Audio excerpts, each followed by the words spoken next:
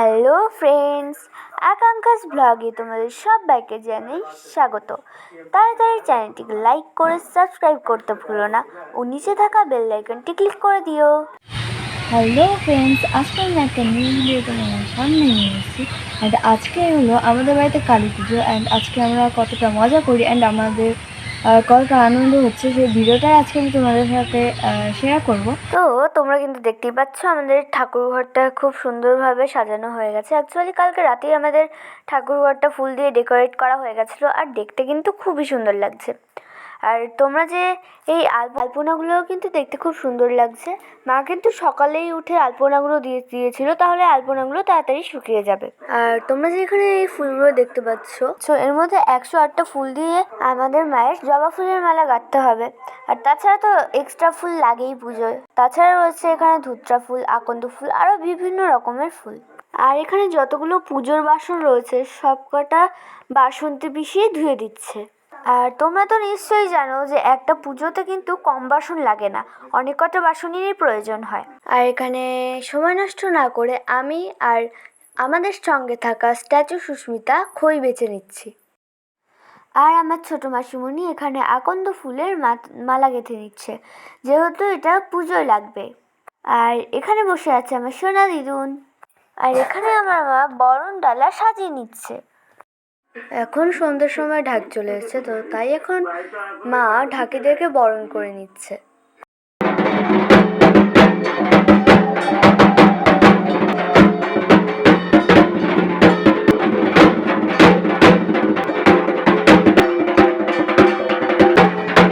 আর এরপরে দেরি না করে কিন্তু আমরা সঙ্গে সঙ্গে চলে এলাম ঠাকুর নিতে। এখন আমরা ঠাকুরকে মালা পরিয়ে বাড়ির দিকে নিয়ে যাচ্ছি।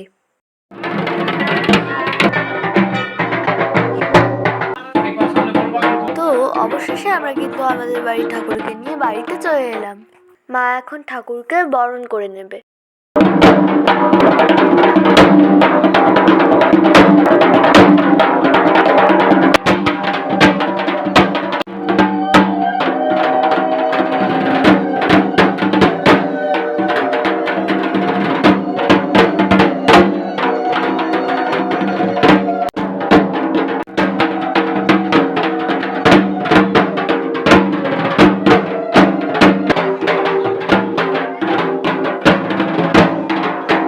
এখন কিন্তু নন্দী মহারাজকেও বরণ করে নেওয়া হচ্ছে।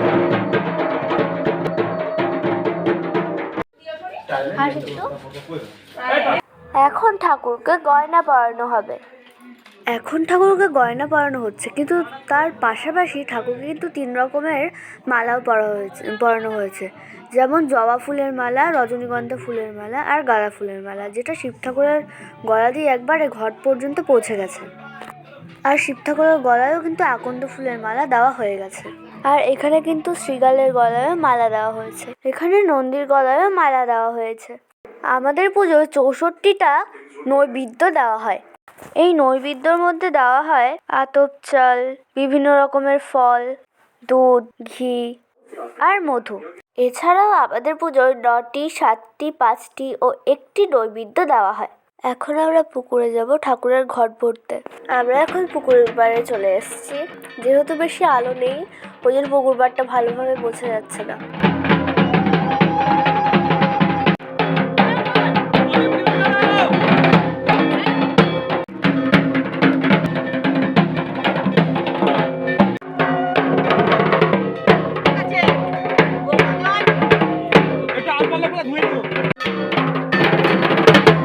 ঘট ভরে নিয়ে আমরা এখন বাড়ির দিকে যাচ্ছি।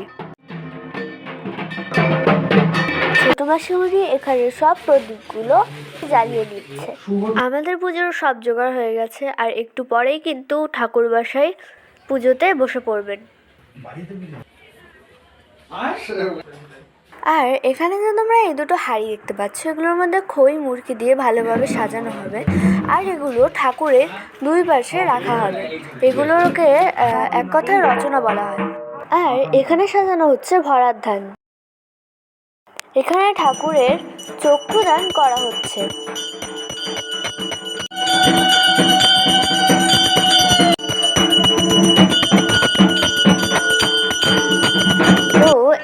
আমার ছোট ভাই, আর আমাদের পুজো কিন্তু প্রথমবার ছোট ভাই ধুতি পরেছে।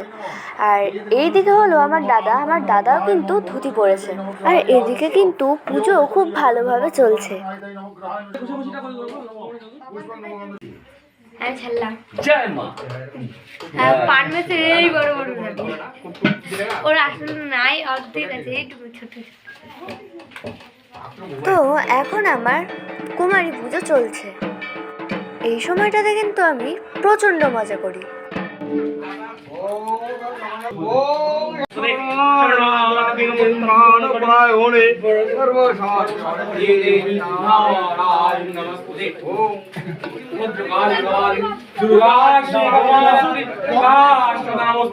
এখানে কিন্তু মায়ের অন্নভোগও রান্না করা হয়ে গেছে, আর এটা একটু পরেই মাকে দেওয়া হবে। আর এর মধ্যে কিন্তু রয়েছে 5 রকম ভাজা, ঘাটি, খিচুড়ি, লুচি, পায়েস, চাটনি, সুজি ও আরও অনেক কিছু।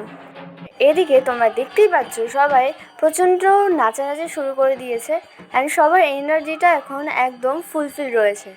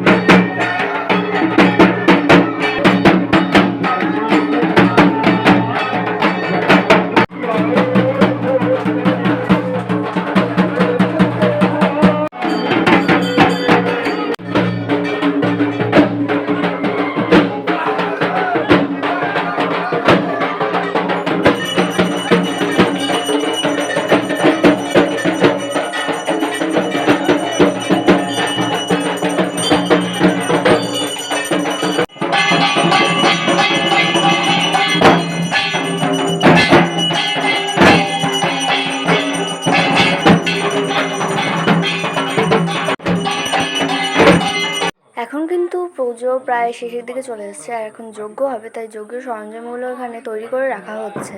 যজ্ঞ শেষ হতে কিন্তু প্রায় সকাল হয়ে যাবে, আর এখন কিন্তু প্রায় ভোর ভোর হয়ে এসছে। সবাই এখানে দাঁড়িয়ে যজ্ঞ করা দেখছে।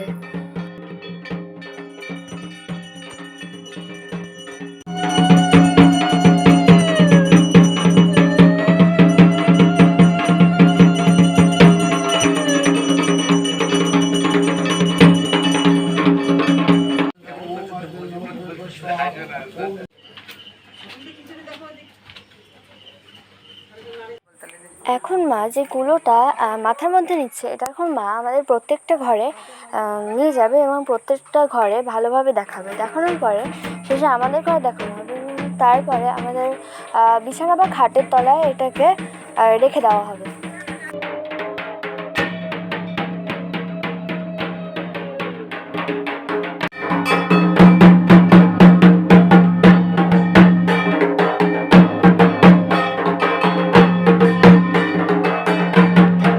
আমি আমার আজকের ভিডিও এখানেই শেষ করছি। দেখা হচ্ছে পরের ভিডিওতে। টাটা।